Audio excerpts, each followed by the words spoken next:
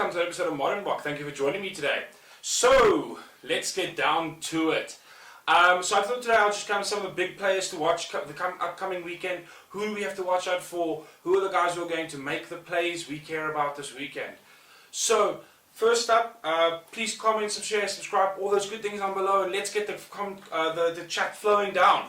So obviously, I haven't picked from every team. I've just kind of like some of my favourites, some of the big ones that definitely are going to be a problem players for the opposing team, players who I think have been a little bit open-mouthed about stuff, and let's see if it all pays out for them. So first up, I have Karevi. Karevi's just been a talisman for the Australian attack. I think considering the lackluster ability for Australia to put together like growing attacks and things, he definitely seems to almost like uplift that. He's been very vocal saying that he doesn't really care about the English history against them, and I hope that that's true for him. But overall, I think he is exceptionally good in that attacking force. He is a battering ram of note, and he has a lot of tact in being able to find players to give life to that Australian attack. A player to watch for the English for sure. Tuolangi, on the other hand, is from England, is another one of those players who just uplifts that whole team. Him and Vinapolo are just massive for the team, and it's one of the biggest players Eddie Jones has been touting for this tournament, and considering Vinapolo is most likely going to be fine for the game, there's some question marks on it. I think both of those players are going to be very interesting for England.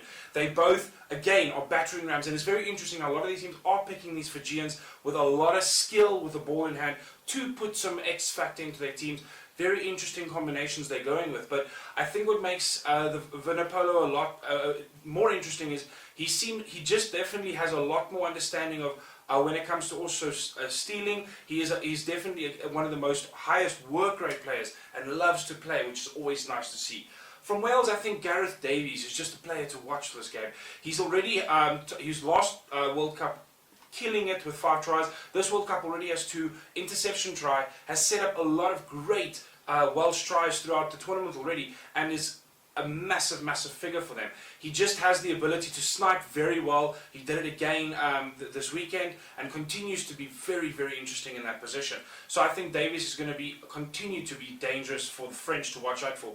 On the French side, Verimi Vakatawa is awesome. The Fijian born again, I said there's a lot of players like that in this World Cup. It's just interesting how it works out. There are a lot of teams, but the Fijian born actually isn't even supposed to be in here. He is an injury replacement, but has just grown every single game he's played. He's made his presence felt and is awesome in that position. So I definitely would love to watch him. He's been outstanding, especially giving Falcao space on the outside, especially in the Argentina game, and I think he's going to continue doing that for them. So the question is, can they hold him off on the outside, as both of those players are very instrumental to the French attack, and something that they've been touting is going to be all about space. So I think it's going to be space for them, and they want to make sure that they can outpace the Welsh outward. Interesting that you pick a team like Wales to do the game, as I think they've got one of the fastest outsides in the tournament. But fine, let's see if it works for the French team. Going on to the All Blacks, Richie Mo'unga for me is that everybody's touting Bowden, and Geordie Barrett's sitting at the top, and Scott Barrett. I know might not play because of Brody Retallick returning, but I'm going for Richie here. If I've rewatched that South African All Blacks game probably 10 times now, it's too much for me to talk about. It was painful, but one thing that just shouts out for me there is, even though the All Blacks are going backwards, and it's very similar to the Richie's career in all this Crusaders, he's outstanding at turning the pressure, changing the momentum of the tournament, finding how the team is being turned. He has a very smart rugby brain, and you can see it in the way that he kicked South Africa's defence to second guess, to not rush as much, to hold us back, and kicked us effectively into losing that game. So I think tactically Richie Mo'unga is a player to watch out for in this tournament, as he's going to find the holes in the Irish attack, defence for sure. If any team if he can do it, I think he can against the Irish. I know the Irish have an outstanding defence, but Richie Mo'unga seems to just know how to find those holes. I know his forward pack needs to go forward, but I don't think he needs to worry about that with this All Blacks team. He is just tactically outstanding. Matsushima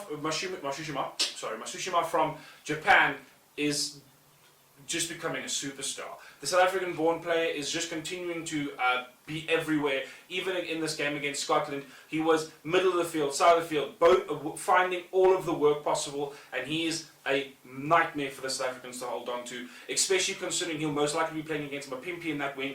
South Africa has many concerns about that, considering he already scored a try against him in that area. I know final was a little bit of a fluke, but still did score the try in the pre-tournament. Is Matsushima going to be able to get around Mapimpi like he did previously, and how other players have? Mapimpi is outstanding on attack and shows it in his try-scoring ability, but defence, he's still wavering a bit, and Matsushima is going to target it for sure, considering the quality there. From Ireland's side, I'm going to go for Lamore. I know that Kearney most likely will start. He has had a great season. Hasn't actually been that bad.